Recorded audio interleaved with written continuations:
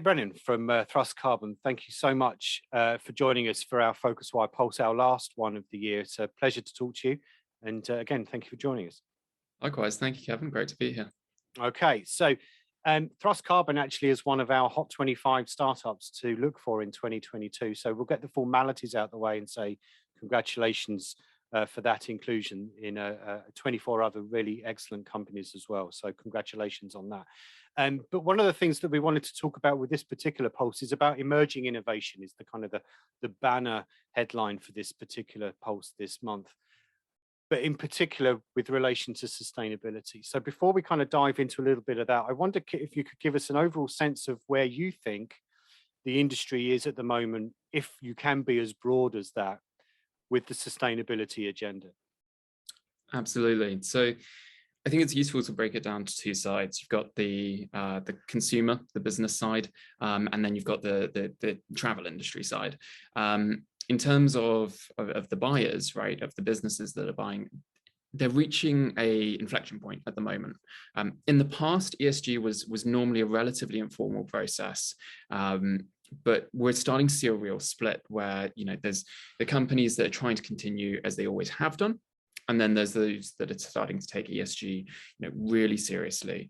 And this is also happening with requirements being set by governments as well. So the UK, large organizations having set net zero plans and goals. And then we've got things like the COP conference last month, which similar ideas where more and more requirements are being set on particular industries. And what that does is it filters down, and as a result, the travel industry is also hitting an inflection point where sustainability is becoming something that's here to stay, and it's also becoming a selling point. Businesses are choosing which travel suppliers they go with based on their sustainability credentials. And so there's a land grab opportunity. Travel businesses that put sustainability forefront and offer innovation are starting to win clients that they otherwise had to compete with in the old way on price or the same feature sets that everyone else had. Now they have a way of setting themselves apart to win new business. So it's definitely an exciting time for sustainability. Like everyone says, like around COP, everyone said sustainability, it still has a long way to go. That's so true. But also we've never been further ahead as we are right now, which is great. Yeah, thank you. So, I mean, before we get into some of the emerging tactics that are being used, it's probably worth briefly just reflecting on what are some of the prior tactics that were being used. Now, sadly, I've been writing about this industry far too long to remember when carbon offsets became a big thing. Back in the late 2000s, I remember specifically lastminute.com made a big thing about you can offset your flight. And, and you ask them a couple of years later, I'm not specifically singling out them, but many of those kind of OTAs that did things, you'd say, so how did you get on with the carbon offsetting? How many people were using it? And, after it would take them weeks to reply, they would say, oh, not very many actually. So was that the main tactic that was being used at the time was carbon offsets and choose your hotel based on whether they clean your room once a week or once a day or something like that? Yeah, precisely those two, to be honest. So offsetting was often the solution for everything.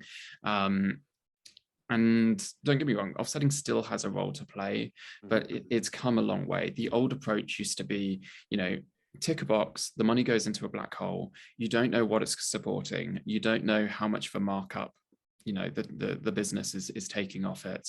You don't know if it's verified. And in a lot of cases, it wasn't.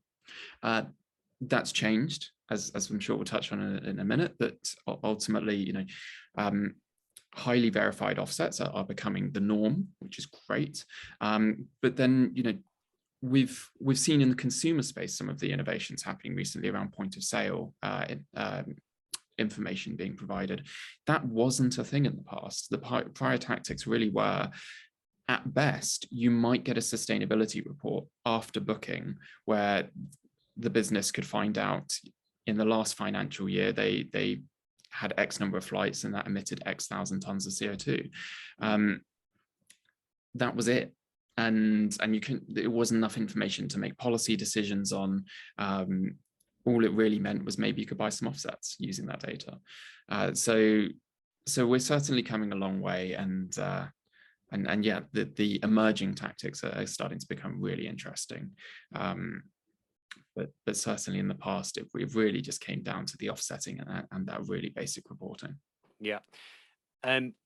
We encourage people to go to look at the Thrust Carbon website, because there's some things that you specifically do, Kit, with your organization. But what are some of the kind of the new technologies perhaps that might come along to help, and whether it's hardware, whether it's software, whether it's web-based tools and things like that, that either brands or consumers can be aware of, that you think are going to start coming on the scene in 2022 and beyond? Yeah, so I guess there's a couple different solutions. There's what OBTs and TMCs can use for point of booking information. And we're seeing this in the consumer space with people like Google Flights, where you can see, this is equivalent to X tons of CO2 when you book a flight. People never had that level of information before. And so we're seeing particularly the corporate travel industry starting to embrace this as well. In particular, Q1 next year, we're going to see some leading TMCs and online booking tools start to come out with displaying similar information. And that means at point of booking, someone can make a sustainable decision, and that's great. We then have post-booking reporting. Again, this is for TMCs to provide and for enterprises to directly acquire. And using really in-depth reporting, they can start to make better sustainability policy decisions. So understanding what business units are emitting, what trip purpose codes are being used, and what flights could be transitioned to rail, what airlines should a particular company use in order to start cutting down on those emissions. That's great. On the hardware side, we've obviously, there's all the talk around sustainable aviation fuels.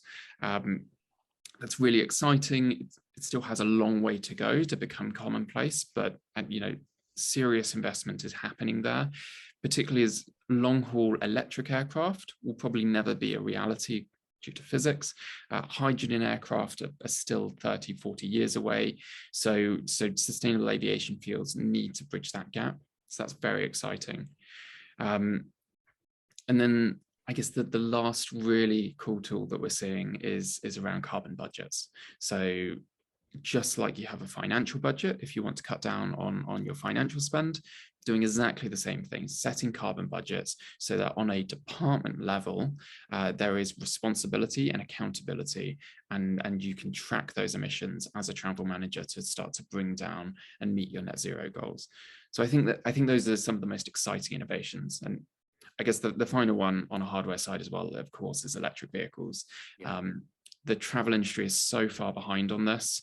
Hertz made their announcement 2 months ago that they were purchasing 100,000 Teslas. If that becomes a reality, that really will put them ahead of so much of the industry. Enterprises we talk to are crying out for electric vehicle options. So it's terrific if that becomes a reality. So I think that's a rough. Yeah, no, it's interesting. I mean, you've referenced kind of the travel buyers department, and thinking about the carbon effect of a particular trip. I mean, do you sense that companies are building those into their budgets, because sometimes the carbon friendly option might not be the cheapest? And we are now in a state where companies are perhaps looking at their travel budgets a little bit more, because they're being a little bit more discerning, because their business travel is only coming back drip fed after what's been going on over the last 20 months. So are they being written into budgets that you should be a little bit more aware? Yeah, they are. And it's exciting. And I think it's exciting for the travel industry as well, because I think they often see sustainability as people traveling less, and therefore runs against their interests. And in a lot of cases, that's not true. Rather than, the cheapest option to get between, say, London and Paris is probably a flight. The most sustainable option is to take the Eurostar, and that often costs more. And ultimately, that's in a travel company's interest if they're taking higher revenue. So simple example, but definitely one we're seeing, or another case, if we're talking about less business class usage, it's not that the company necessarily wants to cut down on business class, they just want to cut down on the emissions. So what airlines should start looking at is, okay, how can we start unbundling? Maybe we provide the premium meal experience, but keep them in a lower footprint seat. Maybe we can still upsell lounges. Maybe we can, for on a TMC perspective, maybe we downgrade the travel class, but to make up for the traveler well-being, maybe we put them in a nicer hotel. So embracing nuance is such a great way to continue to drive revenue and to drive traveler well-being and sustainability. Everything can holistically come together, and I think those will be the winners in this industry. So we talked a lot about business travel, and the tactics that corporations are doing. I mean, if we turn to leisure travel for our last couple of minutes here, I mean, yes, we've seen the Greta effect, as you and I discussed before we went on air here, and we had flight shaming in mid 2019 in Scandinavia and many other things, and there is this general awareness raising, not least because of things like the COP26 conference in Glasgow about a month and a half ago. Do you sense overall that even leisure customers are being more discerning as much as, say, corporations want to be? Unfortunately, I don't think so. I think if you go to an airport, if you go to Stansted and you see the number of people who are still traveling and want to take holidays, understandably, and want to choose the cheapest option, understandably, ultimately sustainability ends up taking it back first, and they say, well, other people, government should have to deal with it, business should have to deal with it, and to be honest, they're not wrong a lot of the time. And so I think on the leisure side, we really do have to see more government policy to try and lower emissions. This could be trying to make the price of airfares start to really reflect the emissions, so things like carbon taxes and carbon rebates, or it could just be better investment in high-speed rail, so it's easier to get to, say, southern Spain very quickly by a train. But that would require billions to be spent on, and that's ultimately a government thing. I don't want to say that consumers don't care. They do care, and there's certainly flight shaming, particularly in the Nordics, did have a bit of an effect. But I think ultimately it's government and business that will need to really drive this, rather than them pushing that responsibility onto consumers who, understandably, particularly after a pandemic, are quite concerned about finances. So last of all, Kit, I mean, I moderated a panel at the PhocusWire conference that your co-founder was at in November, and one of the questions that I asked one of the panelists was, if you were the head of Global Travel PLC, if such an organization existed, what would be the first thing that you would do if on the sustainability agenda? And he said, and I'm paraphrasing, this is Jeremy Sampson from the Travel Foundation, he said, I'd just get rid of marketing. The $12 billion a year that Expedia and Booking.com spends on digital marketing with Google, they could spend that on things that maybe speak to slightly more sustainable practices. I'm not going to ask you to agree with him, maybe you do, but I mean, what role do you think some of these giant organizations have and should do? I think that's a great response. Maybe oversimplified, but ultimately, so many people are making their purchasing decisions on sustainability.